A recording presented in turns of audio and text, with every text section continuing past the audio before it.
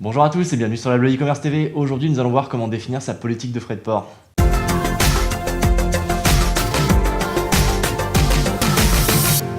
Je suis avec Laure de Baudreuil, directrice commerciale de Boxtal. Bonjour Laure. Bonjour Guillaume. Alors aujourd'hui, on va parler de comment définir sa politique de frais de port. C'est une vraie question, je pense, pour pas mal de marchands qui ne savent pas exactement quelle politique appliquer. Est-ce que toi, tu aurais des conseils à leur donner ? Ouais, alors effectivement, c'est une question qui revient systématiquement quand on discute avec des e-commerçants.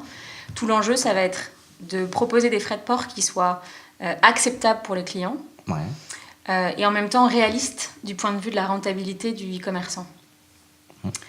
Donc il y a plusieurs façons de faire. La première chose, c'est de déjà très bien connaître ses coûts.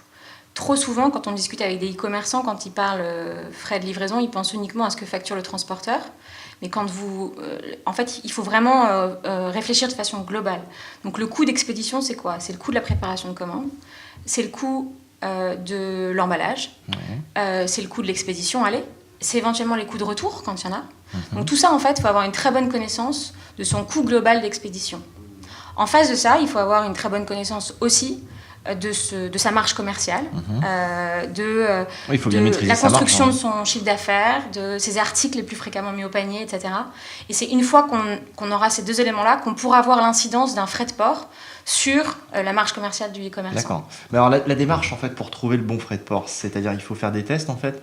Je vais mettre mes frais de port à 7 €, et puis je vais voir un peu si ça fonctionne. Je vais baisser ensuite à 5 €, puis voir si je vends plus. La bonne démarche, c'est ça, c'est déjà d'avoir ces métriques. À partir de ces métriques, c'est de faire des hypothèses, et puis c'est de tester. On est toujours dans une démarche test and learn, donc il faut tester un montant de frais de port, voir un petit peu comment se constitue le chiffre d'affaires, les taux de transformation des paniers, etc., ajuster. Et aussi, également, il faut absolument faire attention au paysage concurrentiel dans lequel on est. Quelles sont les pratiques sur notre marché ? Qui sont nos concurrents directs ? Quelles sont leurs pratiques ? Donc tout ça, en fait, c'est vraiment un bon mix entre ses coûts, sa rentabilité, les pratiques du marché. Et pour que ça fonctionne bien, il faut communiquer de façon très efficace sur les politiques de livraison. C'est important de coller aux concurrents ? En fait, tout va dépendre de la spécificité des produits que vous vendez. Si vous êtes le seul sur votre marché ou avec des produits qui sont très différenciants par rapport à ce qu'on trouve habituellement sur le marché, là, on fait un peu ce qu'on veut. Vous faites un peu ce que vous voulez. Si en revanche vous avez des produits très facilement comparables, là c'est plus compliqué.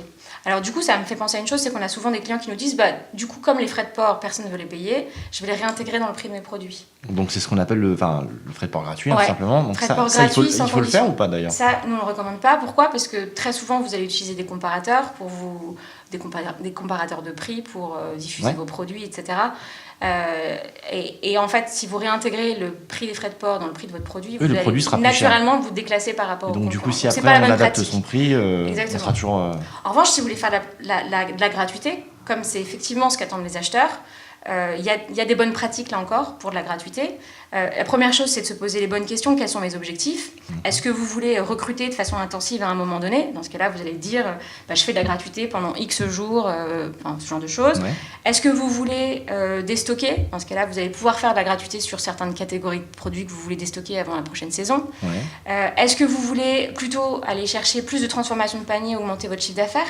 Dans ce cas-là, vous allez plutôt réfléchir en termes de frais de port gratuits à partir de... Exactement. Ou est-ce que vous voulez plutôt travailler la fidélisation parce que c'est ce qui pêche chez vous, et dans ce cas-là, c'est la gratuité sur la prochaine commande, etc. Donc en fait, il n'y a pas de politique uniforme, tout dépend de vos objectifs à un instant T, et se mettre vraiment dans la démarche de test and learn, d'observer ce qui se passe avant une stratégie, de mettre en place une stratégie, d'observer comment ça a fonctionné, et du coup d'apprendre Par contre, le frais de port, entre guillemets, va devenir un véritable enjeu, une carotte en fait pour faire avancer l'internaute. Ça devient un élément stratégique, c'est-à-dire que frais de port gratuit à partir de, ça c'est pas considéré comme un frein, mais plutôt comme un avantage pour toi ? Exactement. En fait, ça va être un élément de maximisation de la conversion des paniers. Donc pour que ça marche, en revanche, il faut communiquer de façon très efficace.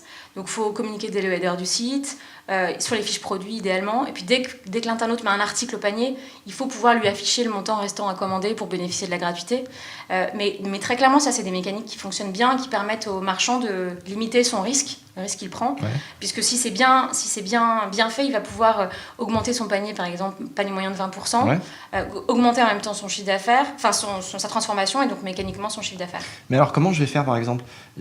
Par exemple, je travaille avec 3 transporteurs, on va dire l'un coûte 5, l'autre coûte 7 et l'autre coûte 9 euros. Et derrière, si j'offre des frais de port à partir d'eux et qu'on choisit le transporteur à 9 euros, moi ça me coûte quand même plus cher. Non, mais la bonne recommandation, c'est de mettre des conditions en fait à ces frais de port gratuits, et en général c'est de le réserver aux transporteurs qui vous coûtent le moins cher.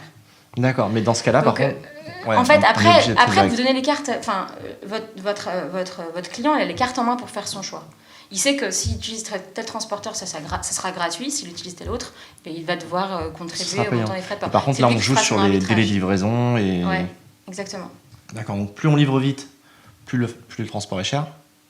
Oui, c'est souvent ça. L'Express coûte plus cher que de la livraison en point relais en 4-5 jours, ça c'est évident. Donc ça, c'est un critère important, voilà, le délai. Et ensuite, effectivement, peut-être mettre des conditions pour avoir les frais de port gratuits. Encore une fois, ça dépend aussi du type de produit qu'on vend. Donc, quand on transporte un meuble, on a d'autres coûts logistiques que quand on transporte une paire de chaussettes. Ça me paraît être logique. Bien sûr. Ok, très bien. Je te remercie Laure en tout cas d'avoir pu répondre à ces questions. Je t'en prie.